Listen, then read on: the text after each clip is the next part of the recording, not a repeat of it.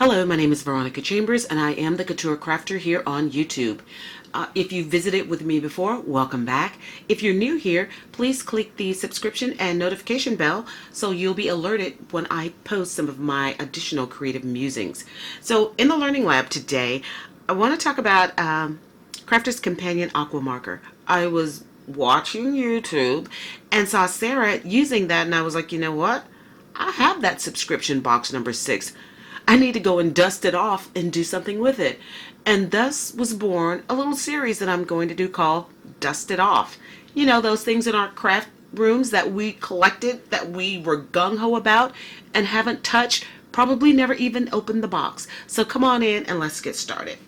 So in this one, Sarah focuses on the Aqua Marker pen kit. I do have some additional Aqua Marker sets that I got from Tuesday morning, but I'm going to try to stick with what came in the box. Now it came with some watercolor paper and it is 8x8 sheets. So what I did was I took it and I cut it down in half so I could get 4x4, 4x8, and then I took those and cut them down into a 4x4. There is a nice smooth side and there is also a rough side.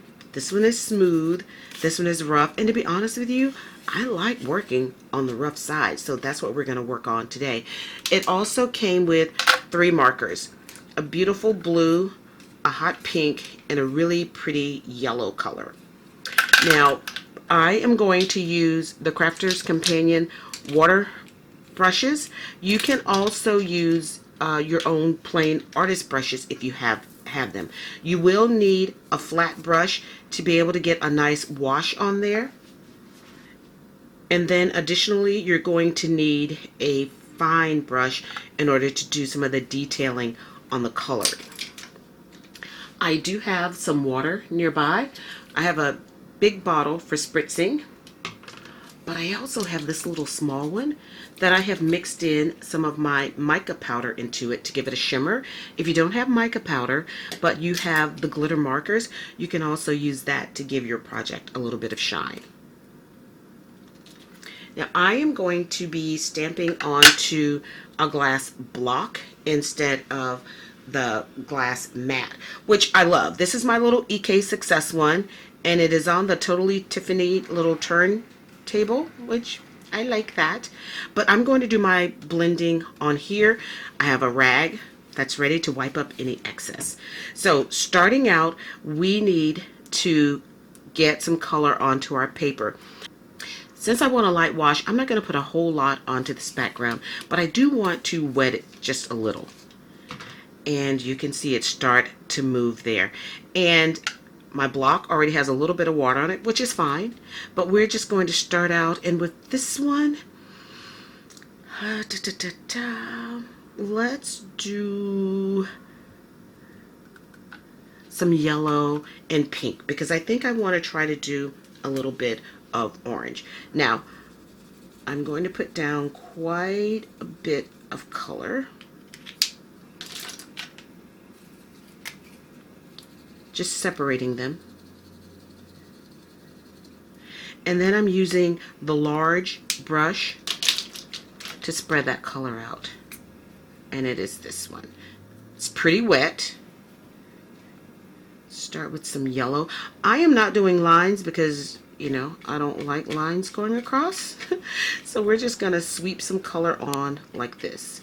And because this is on here, I can turn this. Gotta love it. I'm staying with yellow on my brush because I really don't care. And here, let's just use this to bring some of that color out. Give it a little bit of blending. I want some yellow there. And I want a little bit up in the corner. So that is my wash onto my paper.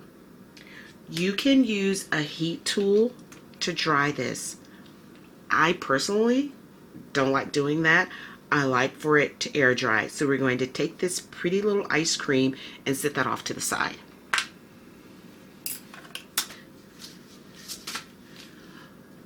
Now, what I did at this point was I pulled out this stamp and some of the little dandelions, and I took one that was already dry and I stamped that out. I still have my block, and I am going to use all of the colors on here. And I'm going to just start with my yellow. So I have these two. This one is really, really fine. This one, not so much. But what I've done is, one, I do have some water in. This one, I squeezed out a lot of the water I had in there because I don't want it to be too wet. And there you go, right there. Lots of water. You know what? I actually think I'm going to empty this one. It is already getting too wet for me, and I do have a little bit of a paper towel that I can use on there. So we're just going to start going in and coloring.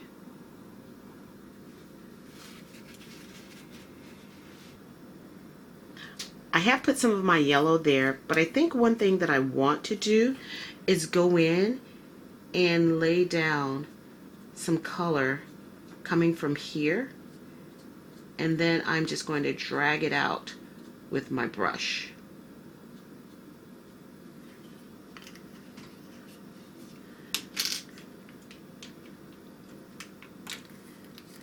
And this is the one I removed the water from it.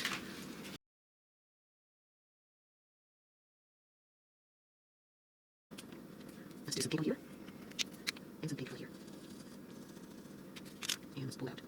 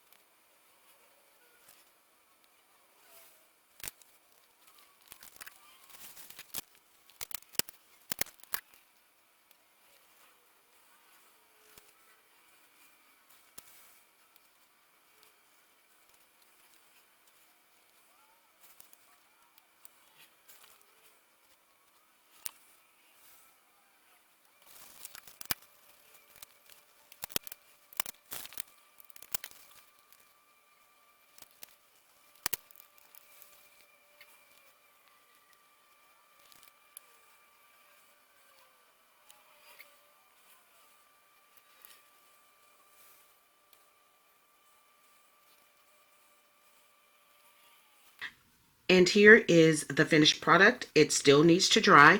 I add a little bit of mica powder to the purple, and as it dries, you'll see where that glistens.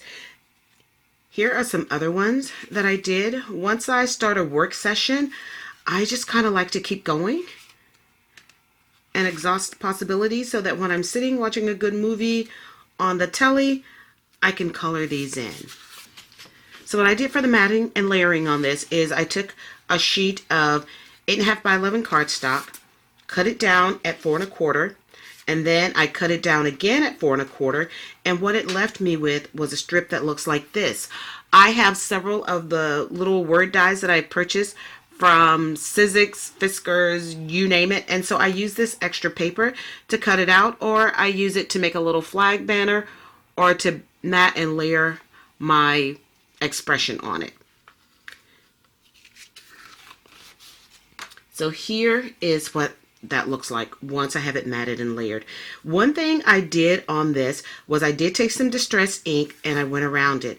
And if you look closer, don't know if the camera's picking it up, but I have little holes there. And I did that using my Tim Holtz piercing ruler and some foam that I had. So let me share that with you very quickly. And I want to say I poked my holes post putting the ink around, but this was what I did. I didn't want something lined all the way up perfectly, so mine's going to look a little more organic. And I do have piercing foam. I just don't know what I did with it. This came from, I used to order the Win shampoo from QVC, and this is one of those pieces that they had wrapped around it. But I just went through going down poking those holes into my piece. And like I said, I didn't want it to be very matchy-matchy, so I actually would slide it over and kind of do it at an angle in certain places, just so I had a more free form to those. And I love that. So it's not some perfect thing going around. It's more of a free form flow. So I punched all around all of those, matted it onto the black card, and because the card that comes in the kit is 8x8, I wanted to maximize how much I could do with it. So I did cut a piece to 4¼ by 4¼ but what I did was I removed the center. I went into my die cut machine, cut that out of the middle, so now I have an extra piece that I can use, and I'm maximizing my paper. So what happened with that was I had a leftover card, and what do you do with that? So here's what I did. It's a 4x4 like this. So I put it in my trimmer and just cut through the middle. So now what I have is a piece that I can put behind here and do an offset. You can do it on just one side, which means you can get 2 cards out of one, or you can do it on both sides. So you get your offset, and I was like, wow, what a great way to maximize your paper. In the set, Sarah does have an envelope that's cut to size. You can do top folding or side note card, either way. Just adds another layer to your card. Now what I would do is I would take some of my distress ink or mix some of the yellow and the red together and just put a wash on top of that white card so that it's not so stark. That is what I did with those. And here I've just cut these out of some of the paper that I got at the $1.25 store when it was still $1. And I love cutting these out, and it just looks so beautiful on there. I love the silver on with the green, but this is what I did for the butterfly. Isn't he precious? Please leave me a comment about an item in your crafty stash that you know needs a little bit of dusting off. As always, thank you for joining me in the Learning Lab. Please be sure to check out my blog at inkollusions.blogspot.com. Until then.